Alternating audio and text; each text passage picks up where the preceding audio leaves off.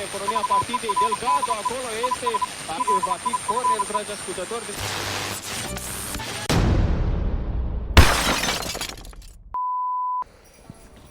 Val Verde broadcast. Right, I'm ready this time. This is all preamble stuff. Unbelievably. Yeah, I have. I'm ready. Look at you. Yeah. Remember when we first met John McClain? Argyle picked him up from the plane and took him down to Nakatomi to Plaza to meet with Holly. I kind of got that a little bit wrong, but I'm just going to go with it. As you can probably tell from our half-heartedly Christmas-themed display, it's Christmas, and for the first time probably ever, we've managed to do something sort of seasonal. Yeah, kind of. And when I say seasonal, I don't mean Christmas, I mean thematic to any season. Yes, that's very true. Like the stop- We missed Halloween. We always miss Halloween. Well, I would say, but like the stopped clock that's right twice a day, we did The Guest, but I can't remember if they got released in good time. So, I don't know. you know, anyway, so we're here to talk about Die Hard. Welcome to Val Verde Broadcasting. I've already done a video about this that's been reposted on the internet twice. You go find it. It's called A Die Hard Christmas Film. I think everyone's sick of it by now. But you've never talked about Die Hard on this channel in depth, have you? We did a commentary on the other place ages ago. Right. But we've never really talked about it in depth. Did I do that? I don't think I did a Die Hard commentary. Yeah, we did it together, I think.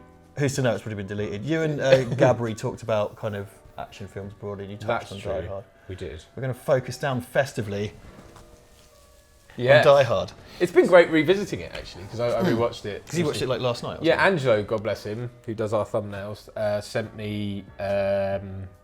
he had me boxed up a bunch of old Blu-rays that he didn't want anymore, including all the Die Hards. All the gooder Die Hards. He sent me a hardback Die Hard book when I was sick as well. Oh, bless him. Yeah, so thanks, Angelo. I got to check it out in Hood. And, in Hood? For the first, yeah. In the Hood. In the Hood. And yeah, loved it. Sorry, you carry on. Well, I know, I was about to throw it over. I mean, because it is, I will say this much, it's, I kind of view it as the epitome of kind of the glossy 80s action film. Okay. And it's, thanks in big part, and I've said this before, it's like Jan de Bont's cinematography kind of really uses the anamorphic look, and it's lens flares, and it's kind of oval bokehs, and it's kind of wide, and it's really beautifully lit. So it's a beautifully lit kind of glossy film. And, you know, I think in a lot of cases that can make a movie look a bit sort of plasticky, but in this, I don't know, it just kind of works. It's kind of like it's like a coffee table book of a film, you know, like I'll say I think it's definitely it's covered, but it's covered because you're dealing mainly in a sort of building that is sort of it's that era, that 80s era business power suit building basically. There is still that stark. You know, it's because some of it's under construction, some of there's a bloody waterfall and in the top floor and all that sort of stuff. The sort of opulence is covered very well, but quite starkly in areas. But really, like it's very well judged. But one thing I noticed watching it this time around, in terms of the cinematography, was just how it feels. I think even for the time, it feels very classic. In the way it's shot, you know, it has a real classical look to it, which I'd never sort of really considered. It'd always been, I guess, growing up, it was always a fairly recent film, but now it's kind of, it does have that. It's starting to fade in a beautiful way. It's starting to like accrue some patina. Do you know what I mean? Like, and and even in the sound design and everything like that, it's got a real. It's aging like a fine wine. Well, that's the thing, and I think that's I've addressed the is it a Christmas film debate before, so I won't retouch on that too much here because that's kind of just going over old ground. But there is something classic about it, and I think John McTiernan as a director is very aware of that because I think he's a very clever director. Unfortunately, he's had some problems and stuff, but I think he's a very aware director. He knows Hollywood. He knows a kind of classical thing, and it is a kind of a take on a kind of classical Hollywood character, John McClain, because it's the kind of like he's the sort of blue collar cop guy, but he still like wears high waisty slacks and a vest, and you know what I mean. I mean, watching it this time, I was acutely aware, and obviously we can get into where the character comes from because isn't it Frank Sinatra and all that? It's from a novel called Nothing Lasts Forever by Roderick Thorpe. Right. And the previous novel in the series, The Detective, was already adapted with Sinatra. Yeah. Right. One thing that sort of was never really apparent to me, but certainly looking at it in the context of A, when it came out, and B, what's in the script, is it is a very much a post-Schwarzenegger-Stallone movie by a director who did arguably one of Schwarzenegger's biggest films. And because there's lots of references in it to, does he say about Arnold Schwarzenegger? He does say something about I can't remember what he says. Schwarzenegger, And he says, and it was Rambo. It was nearly adapted as a sequel to Commando as well. They were going to gut out the book and make it a Commando sequel. Right, absolutely, yeah, because he refers to Rambo, so it was clearly this sort of like he's the everyman, albeit a cop, but he's the everyman in a crazy situation, and so it really was the beginning of that kind of what went into the 90s, and ultimately I think kind of seeped into the kind of early 2000s. The Bourne movies obviously are something very different. They're about a highly skilled, capable guy, but in the sense of that he's an audience surrogate because he's suffering from amnesia. It's about a guy being just imagine you wake up in a crazy situation. It's still part of the Die Hard mold in a lot of ways, and I think this really was a reaction to those crazy, over the just in terms of as a film, and not the story, but like in terms of a film, it was just like, let's place you in this crazy terrorists are taking over the world. I mean, Homer does it in the city, when he's like, it's that imaginary, the armpit thing. Yeah. Ninjas fall out. We all do it. I think there's something that a certain type of person does. Is where it's kind of like, what are you thinking about? And I've definitely in a kind of partner situation when you're like, I'll tell you when this happens. I don't mean to be gross. When you just had sex with someone and you're lying in bed together and they go like, what are you thinking? And it's always just kind of like, I could handle a Die Hard if it was 3 guys and I had a gun. It's never like, oh, I was just thinking about brushing a rose on your cheek. It's like, no, I'm wondering if jetpacks will ever be viable. Or like, you know what I mean? Or does RoboCop have to recharge? It's those kind of, and it's the kind of, there is a kind of male fantasy to it. And it's more potent when it is someone such as John McClain, who is played as ordinary. And like Bruce Willis went on to become this kind of big action star. Yeah. But he's kind of handsome in his own way and whatever, and he's appealing to women and whatnot, or anyone that wants to fancy him. But he was kind of schlubby. And he's kind of ordinary, because like when he's got his shirt off, like he's got pecs and stuff, but he's just hairy and he's not all like ripped. You know what I mean? Yeah. He's very much. I mean, and Die Hard with a Vengeance is more so leans into that, obviously, when he's kind of very self-destructive. But it's like you can see he's very just in that exchange he has with Holly at the start. When like she's like, I missed you, and he's getting what he wanted. Like he's getting the whole, I'm coming to reconcile with my wife, I'm surprising her, and he can't fucking help himself. Yeah. Sorry, he can't help himself. Too late, man. We're saying fuck, it's fine. And he's like, you are married, you're married to me, and he just goes off on a tirade because she said one little thing, and it's like, all right, and it gives you a glimpse into what he's like and that what he must be like to live with. But he's not like, he is every man. He's flawed, and he's a pain in the ass, and he's probably like, you can just imagine all the ways in which he is a utter nuisance. Well, that's what she says later. It's like only John could drive someone that crazy. Yeah.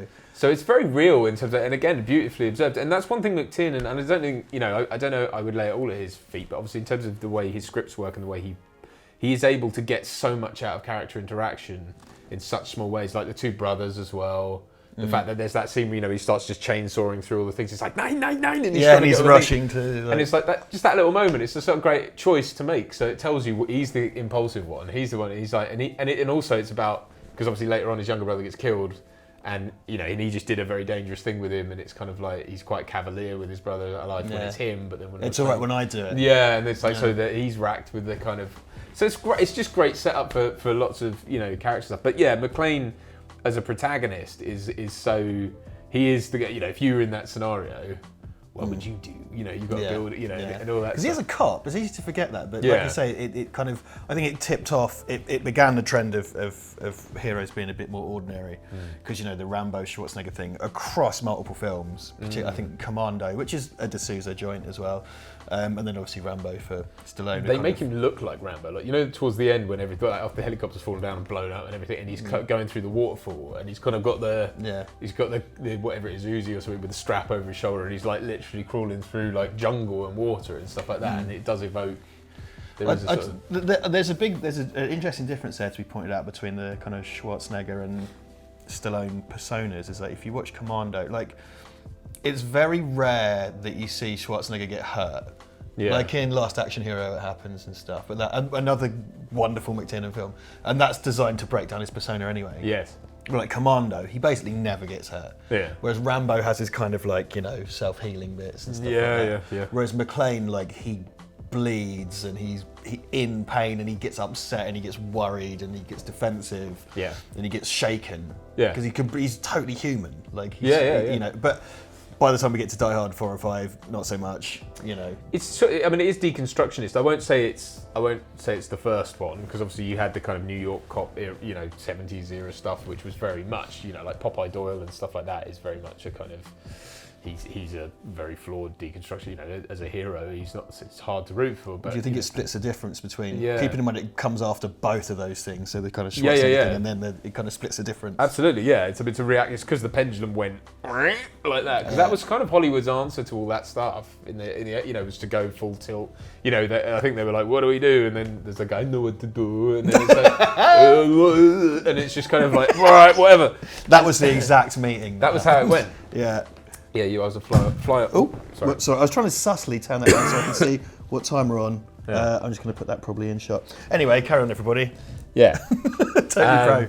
Yeah, so it's, you know, it's a smart reaction to it because I don't think. I mean, Die Hard kind of gets lumped in with all the Schwarzenegger, Stallone stuff, and obviously then like because of Planet Hollywood and everything, Bruce Willis was sort of in, but he never really felt. Well, that like, was that weird assumed trinity of those three, and it's like because like Bruce Willis's stuff tended to be a lot smarter than what the other guys were doing, and he made interesting if flawed choices, things like Bonfire of the Vanities and Hudson Hawk and Death Becomes Her. Yeah, you know what I mean. You wouldn't really catch. I'd say Death Becomes Her is as close as kind of like the kind of self-aware Schwarzenegger stuff. You know, Zemeckis doing kind of a self-aware screwball comedy thing. Yeah, and, you know, you can lump that in vaguely with kind of like Last Action Hero Points Fun at Hollywood, Stallone. I mean, Oscar, or do you know what I mean? Yeah, he just sort of I always felt reactionary rather than. I think he was the sort of last domino to fall on that kind of. You know, yeah, like because Schwarzenegger tells that story about how he convinced it. You know, how he tricked him into doing stuff on One More Machine. Yeah. But then Stallone kind of was walking backwards. It felt because obviously starting with Rocky, and he was a very well respected writer and actor, and you know, I think he kind of. That was one of those like you know, because of First Blood, I guess he was kind of ended up in the. I mean, Rambo 2 is such a massive departure from First Blood. Yeah, it was Commando, isn't it? Yeah, essentially, it's... and you know, and it's not even a reaction really to that because it's it's pre-Commando. It's all kind of before that, but it's kind of I don't. It's bizarre. It's bizarre the way when you look at how Stallone kind of ended up in that. Stallone definitely got into a funk of his own ego for a really long time. Yeah. And then, as I've said before, like I really, really respect him as an artist because he's done things. He is an artist. You can laugh at that what you want, but he is. Is it the sort of gravity of Schwarzenegger that just sort of pulled them into his kind of? Could be, yeah, like a kind of black hole. Yeah, like down the drain. No light can escape. It's my event horizon. I don't know what that is. The Schwarzenegger horizon. yeah. Just people get to it and stop. Disappear from reality. Just vanish. Yeah. Well, this is a strange kind of fulcrum point there, and then Jan de Bont, who obviously was director of photography in this, went on to direct Speed. Who's in among the kind of Die Hard in a Die Hard, which we discussed in an exciting video. No, a podcast, an unpopular podcast. Well, it was over a year ago. It was an extra dimension. I think Speed is an intelligent Die Hard in a Die Hard. Oh, it's a great. It's a cool movie. Yeah, because there's that extra dimension of but it can't go below 50. Someone did you see on? Well, the bus couldn't slow down. Yeah, the bus. Someone did a mock IMDb. Like the bus. The plot outline was like has to give it speed. They kind of just did speed. And then the review was what was it? Homer. Not as good as man hitting groin by baseball or football. Football, yeah. I'll put that on screen. Football in groin, sorry. Football in groin. Football in the groin. Anyway. We probably should return to. You know, yes, we're known for tangents, but return to Die Hard for a minute. It's this kind of really, it's a really compact film. It runs at about 1 hour 45 or something, I think. I can't remember. I need to 2 check. hours. It's just under. Is it 2 hours? Because I remember it being longer than you think. But you know, it's just a film that doesn't waste any time. So it's a really enjoyable 2 hours. So I'm happy with you to have a longer movie as long as you're doing something worthwhile with it. Die Hard has quite a clear structure. It has really quite a broad cast of characters. It's got a lot of actors in it. A lot of speaking roles. The bad guys are well rounded as well. Actually, like I said, there's the two brothers, but every character in it has some kind of. It's quite interesting that they use a device, which I believe is from the book, but I've never read the book, so I can't be sure. But when you have teams of henchmen, or even teams of good guys, because I was saying the other day to Frank, like on the Rambo commentary we did, even when teams are good guys, like people talk about how great the team is in Aliens. Quite a lot of them are very forgettable and die quite soon. You forget how many there are actually. But that film and this film both do a thing. Like when McClain, he takes notes of every territory. So he's which is great because it shows him as a pragmatist as well. Yeah. But then you mentally are then able to assign names to each of the people that he's killed, and then that automatically gives them a bit more character. And Aliens has the same thing, isn't there, on screen? But McClane's literally kind of ticking them off. So I remember it's like, and he uses their names when he's talking about trying to put the shoes on and whatever. Right. And he's like, German clothing labels and stuff. So you get all these little bits of texture which show about these people that have just been fucking killed. Well, it's great as well because he's not just a man with a gun. He is a detective, which is something that the later films kind of forget. I think after 3, they kind of forget it's just like... So, no, he's good at jumping on planes. He's like a plane jockey. Okay, he's a plane jockey? Yeah, you don't really get that so much. But yeah, like all of the bad guys, I mean, really, what we're talking about ultimately is Alan Rickman. Yeah, whose performance I sort of reappraised this time around because obviously people often he's way up there with the classic movie bad guys. It's a confusing in a way. I mean, it works, but it's a confusingly written part in that the way it's is like he's German, but he's dry and sardonic like a Brit.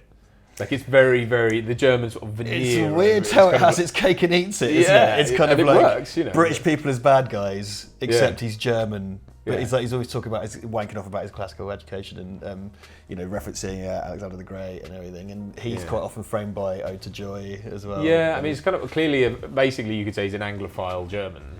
I guess so. It's just a weird way of the film able to get in on with the Hollywood obsession that British people are evil, but for some reason dressing it up as a German guy, which I guess comes from the book. Because I think the character of Hans Gruber is a pretty much one-to-one transport from the book. I don't think it's an original creation. Yeah. Well, no, it's great. I mean, it's just that extra layer, isn't it? It's like because it really defines him as he's and there's those moments where the guard drops. Obviously, with like Holly gets at him at one point. He's like, "I'm an exceptional being." Yeah. That's great. So you should watch your mouse. It's a movie. And again, it makes her less the princess in the castle that has to be rich. Like she can push people's buttons as well. You know what I mean? Yeah. Like, she'd be hard to live with, and I can imagine. Do you know what I mean? Like she's just on virtue of being married to that prick. Yeah, like, she's great at like she calls herself Holly Gennaro. She's like Miss Gennaro, like all that, and it's clearly designed to stick it to John, even though in a roundabout way. Yeah. But and then at the end obviously she punches the guy in the face. She's clearly not. She's fiery too. They're two very fiery people. And you can imagine that not being great. Their home life must have been fucking awful. Yeah. But neither of them are. But both of them are redemptive, and both of them do the right. Don't get me wrong. It's not. I'm not saying they're both bad, but it's like clearly, they. Yeah. Again, it's just layers. And I always hated the short shrift that she got. Because she's in Die Hard 2 as like a main character. Die Hard 2, I actually like and gets. I think it's unfairly maligned. Brad likes Die Hard 2 as well. No, but when there were 3 Die Hard films, it was just like, oh, it fucking sucks so much. And it's like, does it really though? No, I mean, like, it's how could the same shit happen to the same guy twice? I don't know, Bruce. You tell us. It's a bit, but so she's a main character in exactly money. She's a main character in Die Hard 2. Die Hard 3. So they kind of had an existing script. I guess there was no room for her. They pretty much, replaced most of the characters, introduced much new ones. I think Die Hard 3 works wonderfully. I don't think there's room for Holly in Die Hard 3. No. She's still a driving force, though. Yeah, well, exactly. Yeah, she's a motivating factor, but she's a plot device, not a person. Yeah. Like Die Hard 4 and 5, particularly 5 because it was scratch built. I mean, it's an awful film. But I always felt like, because they were introducing the family, right? I think Holly had a place there that they didn't really use. But Die Hard 4, I was really disappointed that even a cameo of Holly would have been nice. I think it's frustrating because obviously they replaced it with his daughter, and it's like there's a dynamic there. Don't get me wrong, and I like Mary Elizabeth Winstead, and it works. But it's kind of like, and I don't think you could have the wife again being kidnapped. Yeah. So it's kind of like even just like on the on the end of a phone or something. Yeah. Because pretty much in Die Hard 3, it might as well be that Warner Brothers cartoon end of the phone. When she's there, and it's like. I think the thing to do that hasn't been done, and it may just be because getting the actress back or whatever, but I think it's a good dynamic would be to be like, oh, she's his ex-wife. That's definitely put to bed, but they still have a sort of loving. There's a thing because there's touched upon in Die Hard 1. Is like Die Hard 1. more Die Hard area. There's clearly like they love each other, but they just can't stand each other. You know what I mean? Yeah, there's that. So there's that, and that's a beautiful dynamic to explore. Can't stand to be with you, can't stand to be without you. There's a new film out that happens with Adam Driver and Scarlett Johansson. I forget the name of it. But that's about that. That's about two people who are sort of divorced, but that have lots of love and admiration for each other. They just know that they don't work together, and that's a very adult, interesting. Yeah, I know some couples who've gone their separate. Particularly often when there's kids involved as well, and they still really love each other. But it's like, yeah, I can't be in a relationship with you. That's awful. But to be your friend and to raise a child is fine. Yeah. So there was room for her in the later ones, which are quite, because she's great in this, like you say, and you know, like because she's looking after that pregnant woman, whilst also giving everyone a load of shit at the same time. Hart Bochner as Ellis is just one of the great, like 80s sleazebag guy. He's got the Dorito-shaped shoulder pad suit jacket. He's doing coke. Yeah. He's an a-hole. He's just this greasy. His dad. Well, this is in A Risky Business ages ago, but his real life father is in the movie The Detective with Frank Sinatra. Right. Which is kind of a strange link up to the strange. That's one of those little. Universe. That's when you realise it's the biggest small business in the world or whatever. That sort of adage. No, he's. I mean, Ellis is. Again, it's like it would be so easy for him to be like just a real caricature, and in a way he is. But there's that. He's the example of exactly probably what most of us would be like in that situation. You know, he's the example. I'm going to be the hero. You know, I'm going to save everyone, and I'm going to give it to you. Like all that shit. And you go, nah. Well, he's classic Dunning-Kruger self-overestimation, isn't he? He thinks he's amazing. I'm great at business, so I'm great at negotiating. Shot in the fucking head. Yeah. He's like, John's just pleading with him. It's like, tell him you don't know me, and then because it's really, I would say that much in terms of its violence. I assume quite a lot of films that were 18s when we were kids have been downgraded, and I think a lot of the kind of pal clutching in the 80s you referenced earlier about how this is lumped in with all those action films. The violence in this film is very graphic in a lot of places. It's fairly frequent. It's got a high-ish body count for the time. I don't know if it's been downgraded to a lower certificate these days. I have no idea. It used to be an 18. It's really important to the film because it punctuates a lot of stuff. It adds weight to the drama, and it's something that came and score like wow when stuff happens and whatnot. It's really quite nasty. Like when he shoots Takagi in the head, you see the back of his head blow out and stuff. And I think Ellis, it's just like it cuts. Does it cut to a photograph or something, and you just hear the gunshot ring out or something? You only hear it. You hear it from John's perspective. I get a lot of that from down the radio. Really? Yeah, a lot of that's shown from John's. So even Takagi, I know you see it, but it's like it's from the floor looking up. Yeah, and it's like that. John's on the floor, and then you see the like window where he actually is. That's it. The blood's over, and it's like it's not distasteful, and it's bloody, but it's like it's consequence. Or whatever. Yeah, no, the violence drives the plot and informs the characters. It's like when John gets shot in the shoulder when he's running through, and you don't actually see, you just see the blood splat on the thing, but it feels like you feel the pain. Yeah. It's something that later on things like Casino Royale would go on to, it's like really visceral, hard-hitting pain. It's not gory and bloody, but it's just like that stunt the guy does in slow motion when he's like got shot in the legs and he falls and he's going through that window. You're like aiming for that, dude. It's like, cheers! Might as well go out with style. But it's not like blood flies up everywhere. He just literally, a guy smashes his head through a window, and it's like, or the guy when he gets shot in the crotch through the table, and it's like that could so easy. If that was Total Recall, it'd be like if that was Verhoeven, it'd be like exploding and like. So it's and again in the same kind of way that Predator's violence is sort of it's over the top because it's about a sci-fi alien, but it's like it's still quite. It's actually quite conservative in how bullet hits happen. And, sure, and that kind of stuff. And again, when you look at it through the lens of Verhoeven, it's like, okay. Well, it's a reaction to all that as well. So I think it was more about erring on the side of this is real. Like, I think McTiernan with Predator really leans into the kind of, I hate to use comic book as an adjective because it is kind of bullshit, but it has got this kind of broadcast of characters. They're very individual, singular kind of team. And, it is ultimately quite a silly premise, but the point is, this is Predator about, it's played straight. Yeah. And I really think having Shane Black's character constantly reading a comic book is a deliberate callback to that kind of stuff. Yeah. But it plays it straight and handles it straight. So, there is a lot of blood and guts in it, but it's quite impactful and it's relatively reserved. Something like Commando, you're sitting there laughing your ass off because you want to see him hack someone's arm off or throw a blade at him because it's just kind of dumb and bloody and it's kind of that's what you're there for. Whereas in Die Hard, you do want to see him punish the bad guys because that's a kind of the sort of tension you have in a lot of action films, right? Because they're bad people need to be punished or whatever. But it's quite grisly and it's shown to be to have consequences. Because like when he shoots a guy in the groin, it's fucking horrible. Yeah, and like, you know, Mr. Takagi, family man, executed. Yeah. Ellis, okay, not a family man, not a great guy, but basically passive, executed. Yeah. You know, and the kind of consequences that has upon the people at the party and the mood it creates. You know, it's all really important. And again, and when McClain gets shot, really great detail, kind of like on the wall. Yeah. And And he's running past. He's like, and his reaction as well. Willis is like, he kind of like yelps. Yeah. Wow, it's horrible. It's really well observed. Whereas like, you know, Rambo, whatever. Okay, it's like when he heals himself, whatever. But you know, it's not. You don't get those kind of squeals and stuff. Yeah. You know, and Bruce Willis, which I meant to say earlier, but yeah, whatever. He kind of became a movie star off the back of Moonlighting, Right. which is like a kind of comedy romance kind of series, and you know, it was all about whether him and not Sybil Shepherd were going to bone down. And you know, to put him, and then you put him in the action role, and then like I say, he made loads of interesting choices. Unfortunately, people tended not to watch them, or they were sort of failures critically or whatever. But like, he did interesting stuff. It's what I've always liked about him. Yeah. No, he's great. He's perfect for this type of thing, but he's just perfect in like most of his jobs. I agree. I think at least he's swinging for the. I say swinging for the fences. I don't mean he's like overdoing it, but you know what I mean. He made choices.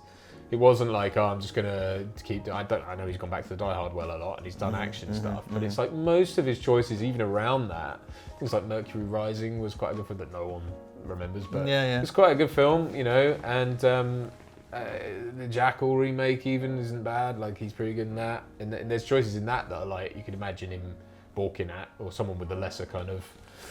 But he was always someone. I gather a lot of his frustration as he's gone on has been because he wanted to be a singer, or he wanted to be in a certain mould, and I think he just got. I've mentioned that before. It was a thing I read an interview with John McTiernan, and he was kind of like, you know, he wanted to be a singer firstly, and an artist, and people never took him seriously, and he was just really frustrated with the fact no one took him seriously, which I really sympathise with. I mean, he's become insufferable in interviews and stuff, and I just feel like he's going through a bad patch. He's just being mean to people that are interviewing him and stuff, and it's like he kind of felt to me like he was depressed.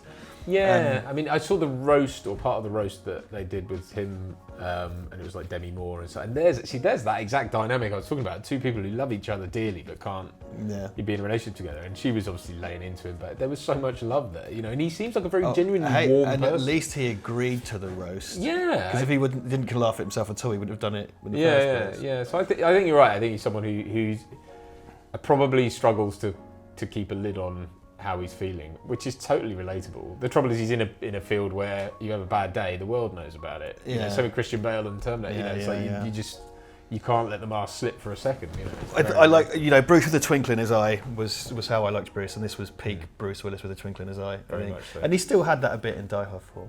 But anyway, She's and Fenster, because we've got about a minute left. She's and Fenster. She's and Fenster. Shoot the glass. I understood because you said it in English. I love that. Such a weird scene. There's a lot of weird. There's a lot of weird stuff. Well, in terms of Christmas and Die Hard, there's a video out. We'll put the link in the description, I guess. We normally rattle off all the social media and stuff we have, but I'm getting a bit tired of that. I reckon just look below in the description, right? Yeah, I think we either need to shit or get off the pot with that. We need to like script it and then learn it and then say it each time. Or maybe record something or some shit. Yeah. Maybe we'll do that next. It'll be in this video. Who's to say? But we're running out of time. So we have videos out every Monday, quite often Wednesdays as well. We do loads of random stuff. Welcome aboard. Thanks for joining us. Merry Christmas. We'll see you in the future, which isn't now, but it's after now. Goodbye. Support your 7th or 8th favourite YouTube channel by buying crap, tat, junk, hogwash and filth at redbubble.com/people/Val Verde Shop.